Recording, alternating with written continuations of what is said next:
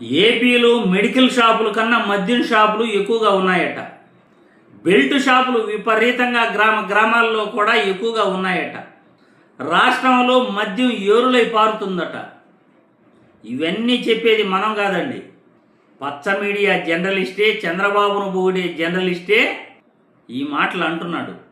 ఒక్కసారి సోషల్ మీడియాలో వైరల్ అవుతున్న ఈ వీడియో చూసిన తర్వాత మళ్ళీ మనం దీనిపై విశ్లేషించుకుందాం. బెల్ట్ షాపులు ప్రభుత్వం మద్యం విధానం.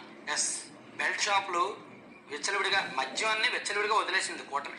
రాష్ట్రంలో ప్రతి గ్రామంలో కూడా మినిమం 3 నుంచి 6 వరకు బెల్ట్ షాపులు ఉన్నాయి. కొన్ని గ్రామంలో 8-10 బెల్ట్ షాపులు కూడా ఉన్న గ్రామాలు ఉన్నాయి, పెద్ద పెద్ద మేజర్ పంచాయతీలు. ఈ బెల్ట్ షాపులు ఓపెన్ గానే నడుస్తున్నాయి, రహస్యంగానూ కాదు. బెల్ట్ షాపులు ఆ గ్రామంలో ఉన్న వాళ్ళకి మంచిదే కావచ్చు, ఎందుకంటే మద్యం దుకాణంకి వెళ్ళాలంటే ఎక్కడో 5 కిలోమీటర్లు 10 కిలోమీటర్లు వెళ్ళాకంటే పక్కనే షాప్లో కొనుక్కోవచ్చు కదా, ఒక 20 రూపాయలు 30 రూపాయలు ఎక్స్ట్రా ఇచ్చి అనుకోవచ్చు. కానీ అసలు ఇవి ఉండకూడదనే కదా, మద్యం తగ్గించాలనే కదా షాపుల్ని ఎక్కడో మండలానికి ఒక 2-3 ఇచ్చింది. అలాంటప్పుడు రాష్ట్రంలో ఉన్న ప్రతి గ్రామంలో కూడా అఫీషియల్ మద్యం దుకాణాలు పెట్టేయండి, లైసెన్స్డ్ దుకాణాలు పెట్టేయండి. 13,500కు పైగా గ్రామ పంచాయతీలు ఉన్నాయి మన రాష్ట్రంలో. సో 13,000 మద్యం దుకాణాలు ఇచ్చేయండి, గ్రామానికి ఒకటి చొప్పున, ప్రభుత్వానికి ఆదాయం వస్తుందిగా. కొంచెం లైసెన్స్ ఫీజు తగ్గించి. ఇప్పుడు అనధికారికంగా ఈ మద్యం దుకాణాలే అనధికారికంగా ఈ బెల్ట్ షాపులు నడిపిస్తున్నాయి. రాష్ట్రంలోని ప్రతి నియోజకవర్గంలో, ప్రతి మండలంలో, ప్రతి గ్రామంలో 99% గ్రామాల్లో బెల్ట్ షాపులు ఉన్నాయి. ఈ బెల్ట్ షాపులు ఉండటం వలన గ్రామాల్లో రాత్రి 10:30 తర్వాత, రాత్రి 12 అప్పుడు, రాత్రి 1 గంటకు కూడా మందు దొరుకుతుంది, తాగుతున్నారు. పైగా వైన్ షాపుల్లో కూడా ఎనీ టైం మందు దొరుకుతుంది. 24/7 వెళ్ళి షట్టర్ కొడితే చాలు, మందు ఇస్తాడు బయటకు తీసుకొచ్చి. సో ఇది మహిళల్లో వ్యతిరేకత కారణం. ఇది పురుషులు వాటర్లు పెద్దగా మద్యం తాగే వాళ్ళకి ఇంట్రెస్ట్ ఉండొచ్చు, మంచిదే అవ్వచ్చు. కానీ మహిళలు చాలా చీప్గా మాట్లాడుకుంటున్నారు. వైసీపీ హయాంలో ఇంత వెచ్చలివిడిగా ఈ బెల్ట్ షాపులు లేవు, కానీ కూటమి వచ్చాక మరీ వెచ్చలివిడితనం పెరిగిపోయింది.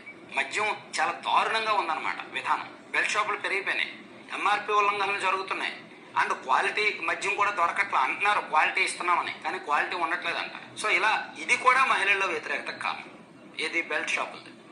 మద్యం విధానం, మద్యం వ్యవహారం, మద్యం ఏరులై పారుతున్నమాట నిజం. సో మద్యం మీద కంట్రోల్ లేదు.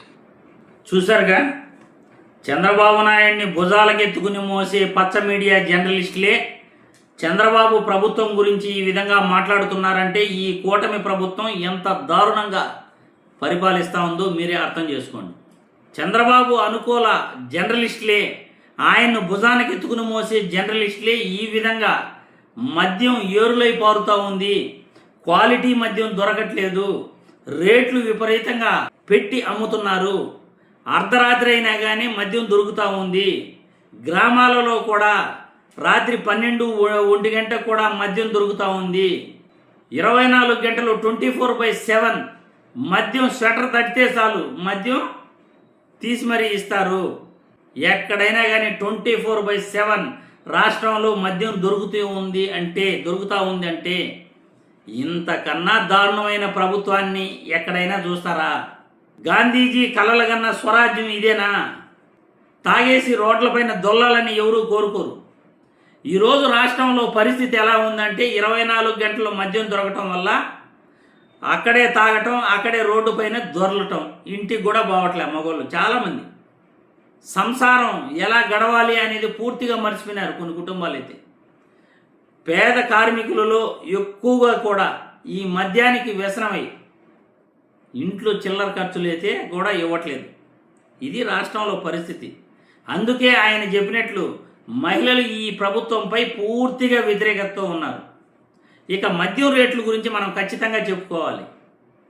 బార్లు 270 రూపాయల క్వార్టర్ అనేది దాదాపు ఇప్పుడు 450 రూపాయలకి క్వార్టర్ ఇస్తున్నారు.